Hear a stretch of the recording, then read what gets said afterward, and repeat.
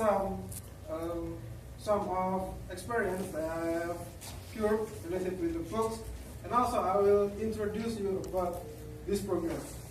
So basically, we will talk about books. Books is a good thing. It's like a gold mine. You can get what you want, you get what you need, as long as you have perseverance to keep digging. Reading books can help you to construct your idea, your mind, perspective, or even your consciousness. But the problem that occurs in our country are not everyone can get access to the gold mine. And not everyone have ability to manage the gold mine. In the term of the books and in the term of our young generation, not every children can read. Why? Because not every children have opportunity to get a book because their family is not affordable to buy another books, and then they don't have desire to try to learn reading, or even though they have a very nice reading capability, they don't have any book to read. So it's kind of useless. So facing this problem, ConocoPhillips Indonesia creating a program called Book Donation, Banyak Baca, Banyak Tahu. This program actually intended to collect our used book, so it will be better to donate your old book rather than let it just in your book sleeve, right? Or even better, you can add an additional money, and I will give you the box to collect money, if you will, and I will give our donation this night to the president of this program. I will start to deliver this box, and please put some money in that box. This is for real. This is for real. And I will also share my experience about donating the book. Okay, it happened when I was in my high school time. So at that moment, I take the book as an asset. Why? Because when I will survive, or when I want to prepare my national exam and my SNMPTN, I need to reread again about material from my first until my third grade. So I will buy every school books that the teacher taught to me. The problem came when I move on to the higher grade, when I move on to the second and the third grade. My old book will be useless. I don't read anymore because I have a new subject to be studied and so on and so on. So, what will I do with my books? Will I keep it in the box and leave it dusty under my bed, or I have no choice? I can lend it to my juniors. So I collect my juniors and tell them that I have a used book. You can have it if you want with a condition. I can get it again when I need it, but I will promise you I will return it to you as long as you need it. And this plan worked so well. Some of my juniors contact me to get my books, and they agree with the condition, so I let them have it. And they feel very thankful because they don't need to buy another book. And the next problem occurred when I was graduating my high school time. So I collect my books again, very lot of books, and I don't know what I have to do with the books. The first thing flashed on my head was get some money from the books.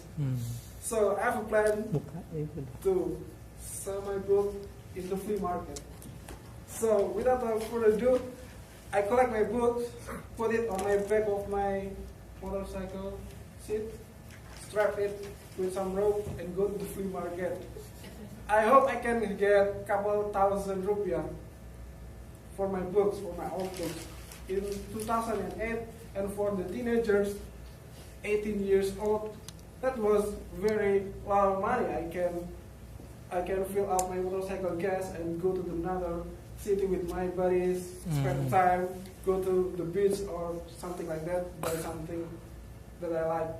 But the bitter fact happened. When I was in the flea market offering my books to the highest bidder, do you know how much that I could get from them? Please guess it. Toastmaster Eric, do you know how much I could get? 5,000. 5,000. Are you kidding me? 5,000. Toastmaster 20,000. 10,000. Is there any higher bidder? Okay. My expectation was 200,000 rupiah, or at least 180,000.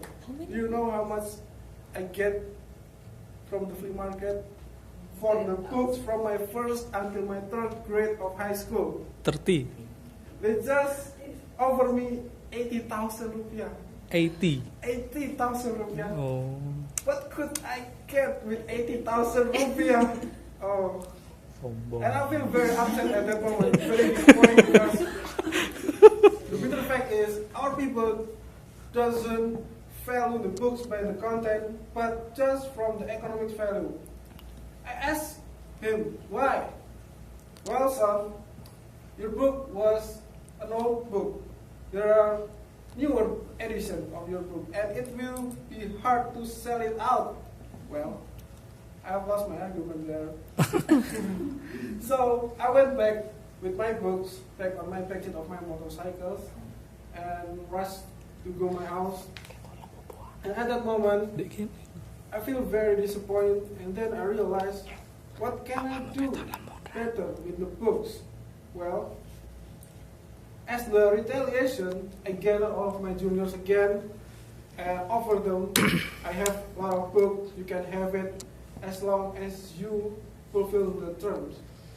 The term is, you can get it, but you must to pass it to your next junior when you don't need it again.